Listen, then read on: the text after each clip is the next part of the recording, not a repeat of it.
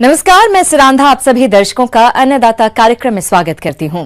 हमारे प्रदेश के बहुत से किसान गाय भैंसों का पालन करते हैं और इन पशुओं में दुग्ध ज्वर की समस्या आमतौर पर देखने को मिलती है, जिसका यदि समय रहते इलाज नहीं किया गया तो पशु का दूध उत्पादन काफी कम हो जाता है। तो किसान भाइयों, गाय भैंसों में होने वाले दुग्ध ज्वर रोग के कारण, लक्षण और रोकथाम के उपाय क्या हैं, इस बारे में जानकारी दे रहे हैं पशु चिकित्सालय सीतारामपुरा जयपुर के पशुधन सहायक रतनलाल यादव।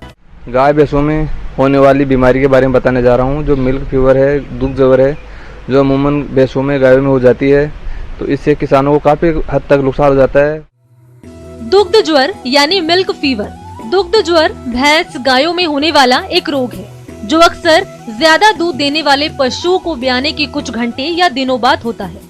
ये रोग पशु के शरीर में कैल्शियम की कमी के चलते होता है। सामान्यतः ये रोग भैंस गायों में 5 से 10 साल की उम्र में ज्यादा होता है। आमतौर पर ये रोग पहली ब्यात के बाद होता है।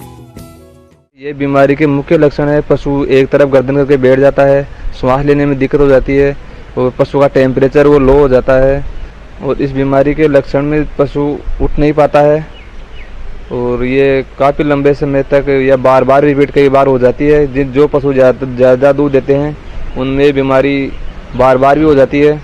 तो ये बीमारी अमूमन पशु के ब्यात काल से 1-2 रोज पहले या ब्याने के 10 दिन बाद तक ये बीमारी होने की ज्यादातर संभावना होती है। पशुपालक भाइयों, अभी आपने पशुओं में दुग्ध ज्वर की समस्या के लक्षणों के बारे में जाना। अब इस समस्या के समाधान के लिए समय रहते पशु का उपचार कैसे करवाएं और बचाव के लिए कौन कौन से उपायों को अपनाएं, वो इस प्रकार से। तो इसका ध्यान रखने के लिए किसान भाई इसकी कुछ सावधानियां बरतनी पड़ती है। उन सावधानियों में जो प्रेग्नेंट पशु है उनको लास्ट तिमाही के अंदर दूध उसका छोड़ देवे। गाय का 6-7 महीने तक ही दोहन करे दूध का, लास्ट 2 महीने छोड़ दे। भैंस का 3 महीने दूध दोहन, लास्ट के 3 महीने दूध दोहन नहीं करना चाहिए। तो इसमें पशु को या मादा पशु को, जो भी ब्याने वाला गर्भित पशु है, उसको रिकवर होने में समय मिल जाता है। उसका ड्राई पीरियड उसको नया जीवन काल देता है। उसके जो अड्रस के मसल्स है, उसके दूध कैल्शियम बनाने की जो टिश्यूज़ हैं वो वापस रिपेयर हो जाते हैं। पशु कैल्शियम की कमी में या दुग्ध ज्वर की बीमारी से ग्रसित ही नहीं हो पाता है। अगर कोई पशु कैल्शियम की कमी से ग्रसित हो भी गया तो उसको पूरक आहार में कैल्शियम ज़्यादा से ज़्यादा देवे। जो कैल्शियम उसे दे रहे हैं वो आयनिक फॉर्म में देवे। जो पशुपालक डेयरी के अंदर इसको बिजनेस पर्पज से कर रहे हैं, उनको कैल्शियम के जो उत्पाद आते हैं, पूरक पदार्थ आते हैं, वो अपने पास रखने चाहिए। पशुओं को दुग्ध ज्वर रोग से बचाने के उपाय। गर्भित पशु को उच्च गुणवत्ता वाला खनिज मिश्रण 30 से 50 ग्राम रोज खिलाएं, लेकिन ब्याने के 3 से 4 हफ्ते पहले से पशु को कम कैल्शियम खिलाना चाहिए। अगर किसी पशु को पिछली ब्यात में ये रोग हो चुका है तो बचाव के तौर पर ब्याने के तुरंत बाद कैल्शियम का टीका लगवाएं। पशु चिकित्सक की देखरेख में अनायनिक लवण ब्याने के 1 हफ्ते पहले खिलाना शुरू करने से इस रोग से बचाव किया जा सकता है। पशुपालक पशु का लंबे समय तक या उसको ड्राई पीरियड में रखे या ब्याने के बाद में उसको कैल्शियम आहार, अच्छा भोजन दे, अच्छा आहार खिलाए तो पशु को बचाया जा सकता है। अमूमन सर्दियों को समय में ये बीमारी ज़्यादा होती है। ज़्यादातर हम अंदर रखते हैं, परंतु जो ब्याने वाले जानवर होते हैं उनको थोड़ा गर्मी के स्थान पर रखें तो उनको रात के समय कैल्शियम की कमी से बचाया जा सकता है। मौसम में अचानक बदलाव के कारण फसल प्रणाली, रासायनिक उर्वरकों और फफूंदनाशकों के बढ़ते उपयोग से उपयोगी सूक्ष्मजीव मिट्टी से कम हो रहे हैं। जैविक खेती इसका अच्छा विकल्प है और इसके लिए ट्राइकोडर्मा फफूंदनाशी का व्यापक रूप से उपयोग किया जाता है, जिसका आप फसलों में प्रयोग करके रोगों का प्रबंधन कर सकते हैं। जिसके अंतर्गत आज हम ट्राइकोडर्मा फफूंदनाशी के बारे में आपको बताएंगे। किसान भाइयों, आपके फसलों में बहुत सारे रोग लग जाते हैं और उन रोगों को बचाने के लिए आपको बहुत सारी दवाइयों का प्रयोग करना पड़ता है।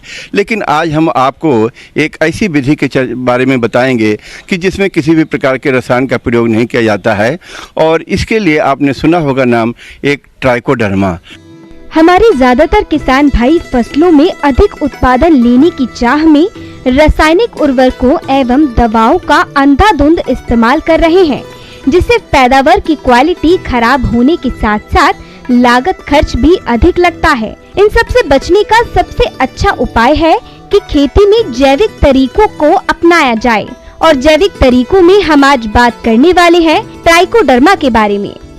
ट्राइकोडर्मा एक प्रकार की फफूंद है जो कि मिट्टी में हमारे खेतों में पाई जाती है और इसको हम मिट्टी से ला करके प्रयोगशाला में अलग कर लेते हैं और जिसको उस फंगस को फफूंद एक तरह की होती है जिसको ट्राइकोडर्मा कहते हैं। ये फफूंद मित्र फफूंद कहलाती है और मित्र फफूंद इसलिए कहलाती है कि हमारे फसलों में जो रोग लगते हैं, रोग फफूंद से विशेष करके, वो जो रोग लगाने वाले जो फफूंद हैं उनको जो है ये ट्राइकोडर्मा धीरे धीरे समाप्त कर देती है।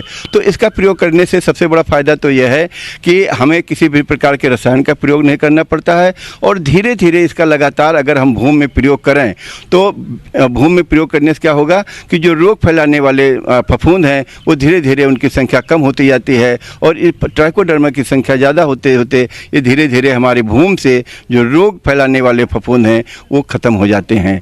ट्राइकोडर्मा इस तरह से एक प्रकार की मित्र फफूंद है। किसान भाइयों, फसलों को रोगों से बचाने का सबसे सुरक्षित और आसान उपाय है ट्राइकोडर्मा का खेत में प्रयोग और बीजोपचार करना, जो कम खर्चीला होने के साथ साथ पर्यावरण की दृष्टिकोण से काफी अच्छा है। तो किसान भाई, आप अपनी फसल में ट्राइकोडर्मा का इस्तेमाल कब और कैसे करें, आइए जानते हैं। प्रयोग मुख्य रूप से दो तरह से किया जाता है। एक तो बीज शोधन के लिए इसका प्रयोग कर सकते हैं। तो बीज शोधन के लिए सामान्यतः जो है ये 4 से 5 ग्राम ट्राइकोडर्मा का जो पाउडर आता है, जो बाजार में मिलता है तैयार, वैज्ञानिक रूप से जिसे तैयार किया जाता है, इसकी 4 से 5 ग्राम मात्रा प्रति किलोग्राम बीज की दर से अगर बीज को शोधित कर दें तो एक तो इससे बड़ा फायदा ये होता है कि उसकी जो बीज के ऊपरी सतह पर जो भी फफूंद के अणु चिपके रहते हैं, कीटाणु चिपके रहते हैं, एक तो वो समाप्त हो जाते हैं और दूसरे जो बीज की जमने की क्षमता, और तीसरी बात यह है कि उसका जो वृद्धि है, पौधा जो है स्वस्थ हो जाता है। दूसरा तरीके से इसका हम प्रयोग कर सकते हैं कि हम भूमि में भी इसको मिला सकते हैं। भूमि में मिलाने के लिए 2.5 किलोग्राम ट्राइकोडर्मा का जो पाउडर होता है इसको ले लें और 60 से 65 किलोग्राम गोबर की अच्छी सड़ी हुई खाद में मिलाने के बाद उसको थोड़ा सा पानी डाल के नम कर देना चाहिए और नम करने के बाद इसको किसी छायादार जगह पर गीले बोरे से ढक दिया जाता है। इससे होता यह है कि जो ट्राइकोडर्मा का पाउडर है उसके अंदर जो ट्राइकोडर्मा के बीजाणु होते हैं वो पूरे 60-65 किलोग्राम गोबर की खाद में मिल जाएंगे और मिलने के बाद यह जो है मात्रा प्रति हेक्टेयर की दर से खेत में बुआई करने के पूर्व, यानी जब खेत की तैयारी कर रहे होते हैं उस समय खेत में मिला देना चाहिए। ध्यान इस बात का रखना चाहिए कि जब ट्राइकोडर्मा मिला दें तो खेत में थोड़ी बहुत नमी बनी रहे, क्योंकि नमी में ही फफूंद जो है विकसित होती है। तो इस प्रकार से अपने खेत में अगर इसका प्रयोग करें तो बीज में से जो लगने वाले रोग हैं और उनके जो कीटाणु हैं, जो पैथोजन हैं, जो रोग कारक हैं जिसको कहते हैं, और इसी तरह से भूमि में जो रोग कारक हैं जिनसे लगती हैं बहुत सारी बीमारियां लगती हैं, जैसे आपके देखते हैं कि उकठा है, झुलसा है, जड़ सड़न है, बहुत सारी ऐसी बीमारियां हैं जो भूमि से पैदा होती हैं, उनको ख़त्म करने में ट्राइकोडर्मा का प्रयोग बहुत ही सहायक हो सकता है। इस ट्राइकोडर्मा का प्रयोग अगर 2-3 बार आप साल भर में कर लें तो निश्चित रूप से जो इनकी संख्या है ट्राइकोडर्मा की, इसके खेत में इसकी संख्या बढ़ जाएगी और जो रोग फैलाने वाले फफूंद हैं उनकी संख्या कम हो जाएगी, जिसका सीधा प्रभाव आपको दिखाई पड़ेगा। मौसम के अनुसार प्रबंधनों पर ही टिकी है आपकी खेती-बाड़ी, इसलिए मौसम पूर्वानुमान और उस पर आधारित साप्ताहिक कृषि सलाह इस प्रकार है। किसान भाइयों को सलाह दी जाती है कि आगामी 5 दिनों के दौरान आसमान में बादलों के साथ कोहरा छाए रहने की संभावना है। इस दौरान पूर्व दिशा की तरफ से हल्की गति की ठंडी हवाएं चलने की भी संभावना है। गेहूं की समय पर बिजाई की गई फसल में प्रथम सिंचाई बुआई के 25 से 30 दिन बाद जड़ जमाव अवस्था पर करें तथा दूसरी सिंचाई प्रथम सिंचाई के 25 से 30 दिन बाद फुटान के समय करें। गेहूं में चौड़ी पत्ती वाले और संकरी पत्ती वाले खरपतवारों के नियंत्रण हेतु क्लोडिनाफॉप प्रोपागाइल 15% WP प्लस मीटासल्फ्यूरॉन मिथाइल 20 WP 1% 64 ग्राम सक्रिय तत्व के हिसाब से अथवा 400 ग्राम व्यापारिक उत्पाद प्रति हेक्टेयर 500 से 700 लीटर पानी में घोल बनाकर फ्लैट फैन नोजल का प्रयोग करते हुए 30 से 35 दिनों के बीच में छिड़काव करें। सरसों की फसल में प्रथम सिंचाई 35 से 40 दिन बाद बढ़वार के समय एवं दूसरी सिंचाई प्रथम सिंचाई के 35 से 40 दिन बाद फूल आने की अवस्था पर करें। सरसों की फसल में बुआई के 50 से 60 दिन बाद सफेद रोली रोग आने की संभावना रहती है, अतः किसान भाई खेत का नियमित रूप से निरीक्षण करें और रोग के प्रथम लक्षण दिखाई देने पर मेटालेक्सिल 2 ग्राम प्रति लीटर पानी की दर से घोल बनाकर फसल पर छिड़काव करें। सरसों की फसल को पाले से बचाने के लिए दोपहर के समय 1 ml गंधक का तेजाब या डाइमेथाइल सल्फोडाई ऑक्साइड प्रति लीटर पानी के घोल के हिसाब से प्रति बीघा छिड़काव करें। चने की फसल में प्रथम सिंचाई बिजाई के 50 से 55 दिन बाद शाखा बनने के समय करें। प्रथम सिंचाई के बाद कसिये से एक बार निराई गुड़ाई करें। चने में हरी लट कीट के नियंत्रण हेतु क्यूनोलफॉस 1.5% 6 किलो प्रति बीघा की दर से फसल पर भुरकाव करें। खड़ी फसल में दीमक लगने पर क्लोरोपाइरिफॉस 20 EC दवा 1 लीटर प्रति बीघा की दर से सिंचाई के पानी के साथ दें। जौ की फसल में प्रथम सिंचाई बुआई के 25 से 30 दिन बाद करनी चाहिए और दूसरी सिंचाई बुआई के 60 से 70 दिन बाद लगावें। पहली सिंचाई के पश्चात कसिये या उन्नत हैंड हो से एक बार गुड़ाई कर दें।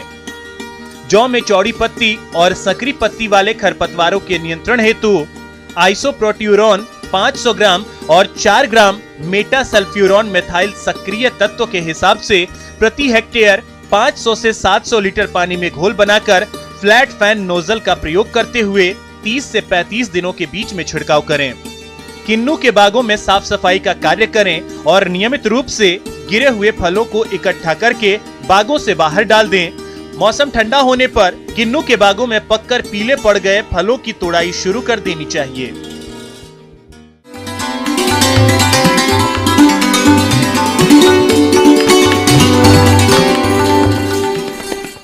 अन्नदाता हेल्पलाइन निःशुल्क फोन संपर्क सेवा के माध्यम से आपके द्वारा पूछे गए प्रश्नों में से 1 या 2 महत्वपूर्ण प्रश्न को हम अपने कार्यक्रम में शामिल करते हैं। इसी के तहत आज का चयनित प्रश्न और उसका जवाब इस प्रकार है।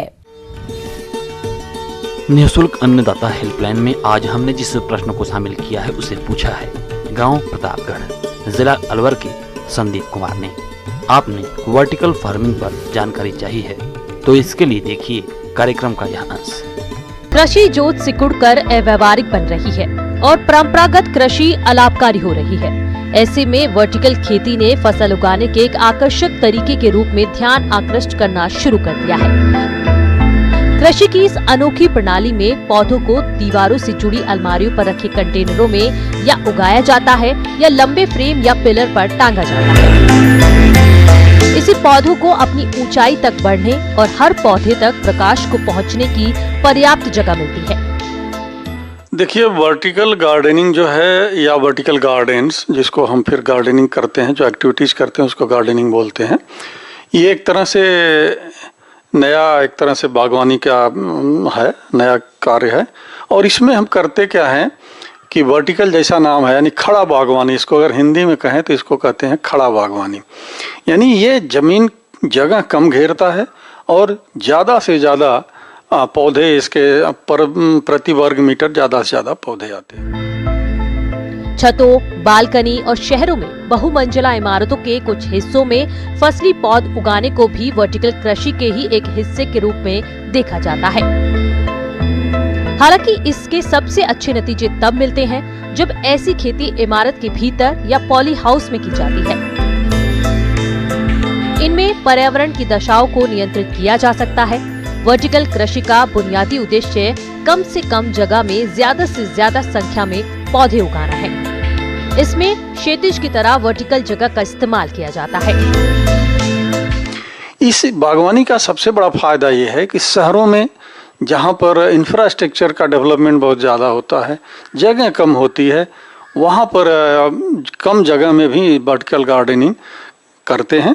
और वर्टिकल गार्डनिंग का मतलब होता है कि प्लेटफॉर्म में स्ट्रक्चर बनाते हैं और उस स्ट्रक्चर पर हम पौधों को रखते हैं।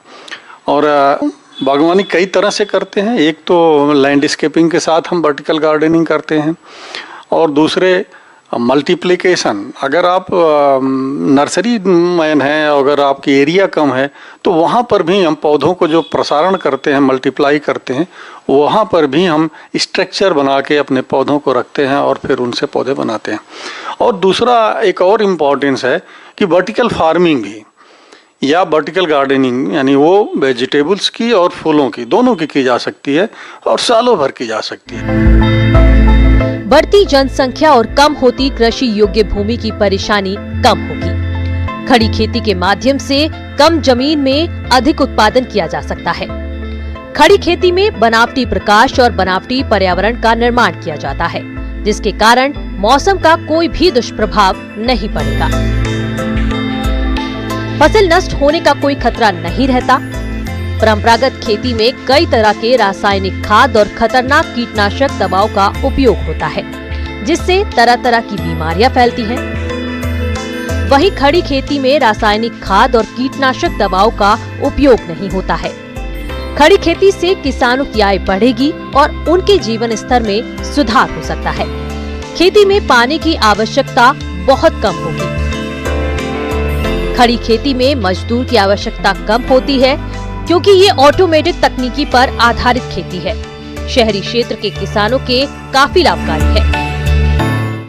तो होता क्या है, जब हम ग्रीन हाउस या पॉली हाउस बनाते हैं तो उसमें भी हम वर्टिकल गार्डनिंग करते हैं, चाहे वो फ्लावर्स के हो, फोलिएज प्लांट हो, फ्लावरिंग प्लांट्स हो, वो उसके अंदर सारे उसके रिक्वायरमेंट को मीट आउट करते हैं। चूँकि ग्रीन हाउस में जगह कम होती है तो उसके हम लेयर बना लेते हैं, 3 लेयर्स, 4 लेयर्स, 2 लेयर, यानी टायर सिस्टम में सेल्फ बना के हम उसमें पौधों को रखते हैं और देन उसके सारी सुविधाएं हम उसको रखते हैं। इसको एक तरह से कहिए कि हमारे पौधे दीवार के सहारे हैंग रहते हैं। और यहीं पर मैं दीवार की बात कर रहा हूँ, तो शहरों में जहाँ पर वातावरण बहुत टफ है और फूल पौधों का संख्या कम है, तो वहाँ पर हम दीवार के साथ भी वर्टिकल गार्डनिंग करते हैं। यानी दीवार की पूरी एरिया को हम ग्रीन फोलिएज प्लांट में बदल देते हैं। उसमें करते क्या है कि दीवार के सहारे हम एक स्ट्रक्चर, स्टील का स्ट्रक्चर तैयार करते हैं और उस स्ट्रक्चर पर 1 से 1.5 फीट का स्लैब्स बनाते हैं और उस स्लैब्स में हम छोटे छोटे प्लास्टिक के पॉट्स लगा के उसमें हम पौधों को, डिफरेंट टाइप के पौधों के, जो ऐसे पौधे जिनकी रिक्वायरमेंट कम हो और सालों भर हरे भरे रहते हों, कलरफुल रहते हों, उनको लगाते हैं और ड्रिप से जोड़ देते हैं, तो उनकी सिंचाई भी होती रहती है। तो पूरी दीवार हमको जो है रंगीन पौधों से भरा हुआ हरा भरा दिखता है। तो इससे फायदा ये होता है कि वातावरण हमारा शुद्ध हो जाता है और प्रति वर्ग मीटर की जो हमारी प्रोडक्शन कैपेसिटी है, अगर हम नर्सरी करते हैं या वेजिटेबल्स करते हैं, तो हमारी 3 to 4 टाइम्स हमारी प्रोडक्शंस बढ़ जाते हैं। तो इसलिए हमारे इसके साथ साथ सुंदरता के साथ साथ हमारी आमदनी भी बढ़ जाती है। इस समय वर्टिकल कृषि मुख्य रूप से बेंगलुरु, हैदराबाद, दिल्ली और कुछ अन्य शहरों में होती है। यहाँ उद्यमियों ने शौकिया तौर पर वर्टिकल खेती की शुरुआत की थी, लेकिन बाद में व्यावसायिक उद्यम का रूप दे दिया। इन शहरों में बहुत से उद्यमी हाइड्रोपोनिक्स और एरोपोनिक्स जैसे जानी मानी प्रणालियों का इस्तेमाल कर रहे हैं। हाइड्रोपोनिक्स में पौधों को पानी में उगाया जाता है। इस पानी में आवश्यक पादप पोषक मिलते हैं। एरोपोनिक्स में पौधों की जड़ों पर केवल मिश्रित पोषक तत्वों का छिड़काव किया जाता है। गमले में लगे पौधों के मामले में आमतौर पर मिट्टी की जगह परलाइट, नारियल के रेशे, कोकोपीट, फसलों का फूस या बजरी का इस्तेमाल किया जाता है। तो आजकल वर्टिकल गार्डनिंग का प्रचलन विशेष तौर से शहरों में, भीड़ भाड़ वाले शहरों में, जहां कंकड़ पत्थर और दीवारें हैं, ईंट है, सड़क है, इंफ्रास्ट्रक्चर है, वहां पर कम जमीन में और उसके लैंडस्केप एंड डिजाइनिंग करते हैं वर्टिकल गार्डनिंग के साथ, और इसके स्ट्रक्चर डिफरेंट स्टाइल में बनाते हैं जो उसके सुंदरता को और बढ़ा देते हैं। तो यही वर्टिकल गार्डनिंग है और इसके आने वाले दिनों में इसका काफ़ी संभावनाएं हैं और लोग इसको पसंद करते हैं, क्योंकि हर आदमी वातावरण फ्रेंडली होना चाहता है, वातावरण के साथ रहना चाहता है। तो इस तरह से आप गार्डनिंग करके आप अपने आसपास हरा भरा कर सकते हैं। अब आइए देखते हैं कल दिखाए जाने वाले कार्यक्रम की मुख्य झलकियां। किसान अपने स्तर पर कैसे करें प्याज का बीजोत्पादन।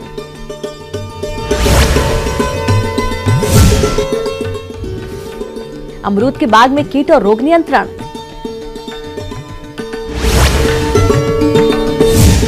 किसान भाइयों, अन्नदाता आपकी सेवा के लिए संकल्परत है। कृषि संबंधित समस्या और सुझावों के लिए आप हमें इस पते पर संपर्क कर सकते हैं। प्रोड्यूसर अन्नदाता, news 18 Rajasthan, Ramoji film city, Hyderabad 501512। साथ ही आप हमें ईमेल भी कर सकते हैं। हमारा ईमेल है p18annadatarajasthan@nw18.com। इसके अतिरिक्त आप हमें निःशुल्क हेल्पलाइन नंबर 180041921555 पर सोमवार से शनिवार सुबह 10 बजे से शाम 4 बजे के बीच संपर्क कर सकते हैं। किसान भाइयों, अब समय हो रहा है आपसे विदा लेने का, तो हमारी पूरी अन्नदाता टीम को दीजिए इजाजत। कल फिर आपसे मुलाकात होगी कृषि संबंधित कुछ और महत्वपूर्ण जानकारियों के साथ। नमस्कार।